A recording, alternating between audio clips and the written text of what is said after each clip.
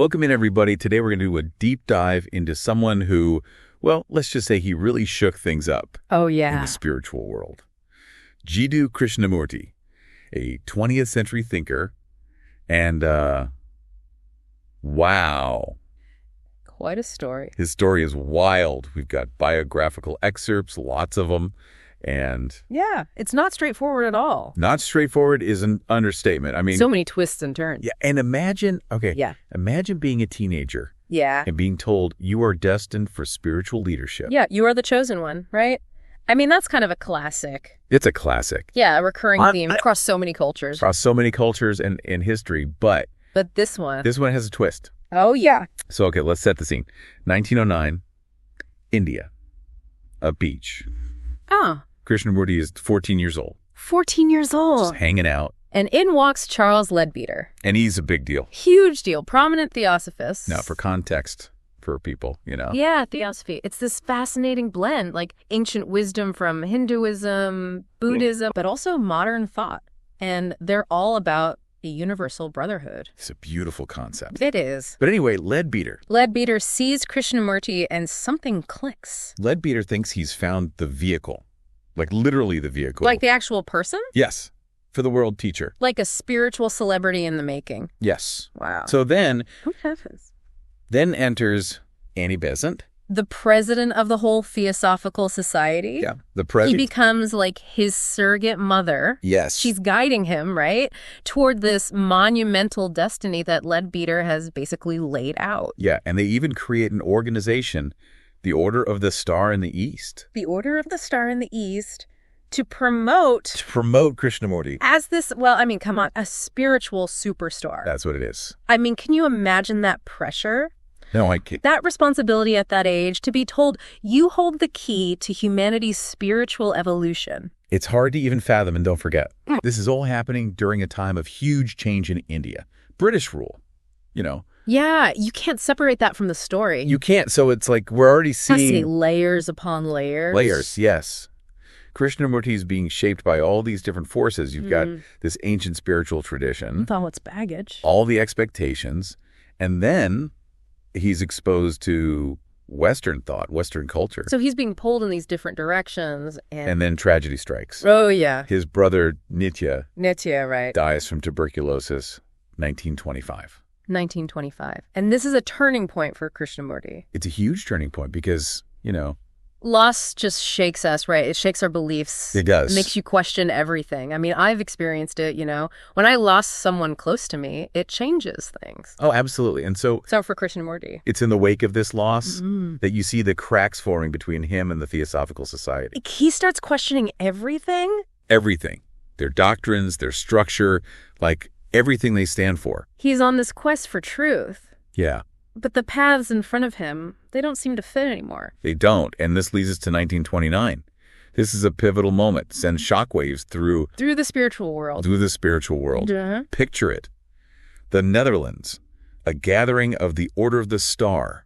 These are devoted followers. They're hanging on his every word. Expecting a sermon, a miracle. I know what they get. They get something totally different. Totally different. Krishnamurti dissolves the order, rejects the whole world teacher thing, Wow. delivers a speech that's still quoted today. I bet it was earth-shattering. I mean, for those followers, they invested so much in him. They thought he was the guy. He thought he was the guy, and he's like, nope. And the core of the message, independence, pure independence. He says, and I quote, "Truth is a pathless land, and you cannot approach it by any path whatsoever, by any religion, by any sect. Powerful words. He's saying, throw away your map. There is no one right way. There's no one right way." So here he is, raised to be this leader, handed a prepackaged path. And he throws it all away. Throws it all away. Plot twist. So where does he go from here? Right. Where does his own path lead? Well, that's what we're going to find out. Because this rejection becomes the foundation Yes. for his own philosophy. His own unique philosophy. A philosophy centered on freedom from the known. Freedom from the known. We'll get into that next time. We will. Back again, diving deeper into Jiddu Krishnamurthy. And remember, we left off with him, rejecting it all. Rejecting it all. Truth is a pathless land, he said. Yeah, powerful stuff. And that leads us to His own philosophy. his own unique philosophy. And one of the big ideas One of the core ideas. is freedom from the known. But it can be a bit of a head scratcher. Yeah, what does that even mean? Freedom for the known? Does that mean, like, forget everything you've learned? Not exact. It's more like, recognizing how our thinking gets shaped by everything. By everything. Our upbringing, culture, experiences, even just the stuff we read, the information we consume. Yeah. And how all that, it can limit us, Limit our perspective. Yeah, prevent us from seeing things, experiencing the world with fresh eyes. So it's not about rejecting knowledge. It's more about It's about questioning those assumptions. the assumptions, the beliefs we just take for granted. Exactly. Krishnamurthy believed that, true freedom True freedom. comes from understanding, like really understanding how our minds work, How our minds work. how we create our own suffering, by clinging to these fixed ideas. Oh, clinging to those beliefs. Yeah, the beliefs, the ideas, we get stuck. Stuck in those mental ruts, right? Yes, repeating the same pattern. Even when they're not helping. Exactly, and just becoming aware of those patterns. Whatever. That's the first step to breaking free. And Krishnamurti, he really emphasized observation, not just of the world, but of ourselves. All of our own thoughts. Thoughts, feelings, without judgment. Isn't that like mindfulness? There are definitely some parallels there. It's about cultivating awareness, Awareness. an inner space where you can step back from those reactions, from those habits. So you can choose how you respond. Exactly. And this reminds me of how Krishnamurti's teachings have been used in education. Oh, yeah. He founded schools, right? He did, that emphasized this kind of self-awareness and critical thinking. So different from just rote memorization and tests. Exactly. Krishnamurti believed true education was about nurturing. The whole child, not just, Not just filling their heads with facts. It's about fostering that sense of wonder. wonder, curiosity. Yeah, and encouraging them to question everything, to find their own paths. So how does this freedom from the known actually play out in our lives? How do we actually do it? Well, Krishnamurti talked a lot about self-inquiry. Self-inquiry. Yeah, asking yourself tough questions like, why do I think this way? Why do I feel this way? Challenging your assumptions. Digging deep. Digging deeper, seeing if your beliefs actually hold up, What if they don't? What if you realize you've been clinging to something that's not even real? It can be unsettling. Unsettling. I remember when I first started really getting into Krishnamurti's teachings, I had this moment, this realization. What happened? I realized some of my beliefs, things I'd held on to for years, Yeah. they were limiting me. They were holding you back. Yeah, it was like a mini crisis, But you got through it. I did, and it was so liberating. Liberating. Like shedding old skin, making space for something new, something more authentic. It's like they say the truth will set you free. But sometimes, Getting there, it can be bumpy. definitely, but the rewards. Worth it, because as we break free from those limiting beliefs, That's what happens. we open up to new possibilities, new ways of seeing things, our place in the world. And that's what's so inspiring about Krishnamurti, right? It's not about rules. No rules. It's about empowering you to become your own teacher. Your own guide. Cultivating that inner authority that comes from really knowing yourself. Absolutely. And it's not just about personal transformation. It's not. Krishnamurti believed this inner work, this freedom from the known. Yeah. It has huge implications for society. For society, how so? Well, think about it. If we're all operating from fear, prejudice, ignorance, Yeah. what kind of world are we creating? But if we break free from that, If we cultivate compassion, understanding. that creates a ripple effect. So personal transformation leads to societal transformation. Exactly. Krishnamurti believed that lasting change, Lasting change. it can't be forced. It has to come from within, a collective awakening. That's a powerful idea, but also, why is it so hard? Why are we so attached to our beliefs, even when they're causing us pain? It's part of being human, I think. Part of being human. We crave certainty. We want to feel safe. And sometimes those beliefs, Even the limiting ones. they give us a sense of comfort. It's like those mental ruts we talked about. Yeah, familiar, even if they're not ideal. Yeah. Exactly. But true freedom, true joy, it lies beyond those limitations. It's about courage. Courage. To step outside your comfort zone, to question everything, to embrace the unknown. So we've talked about this freedom from the known for individuals, but Krishnamurti also talked with Some big thinkers, right? Oh, yeah, he had some amazing dialogues with people like David Bohm, the physicist. Physics and philosophy. They explored some deep stuff, nature of reality, consciousness, the limits of thought. Like he was breaking down walls between different fields. Exactly, showing those connections. And his ideas, they still resonate today. I mean, his books are everywhere. His lectures are online. Yeah, classrooms, meditation halls, all over the world, people are still talking about his work. It's pretty remarkable, decades after his death. I think it speaks to how universal his message is. It's not a dogma. It's not a religion. It's something deeper. It's something within us all, that potential for awakening, for transformation. Something that connects us. Yeah. It's beautiful, but we can't ignore the controversy.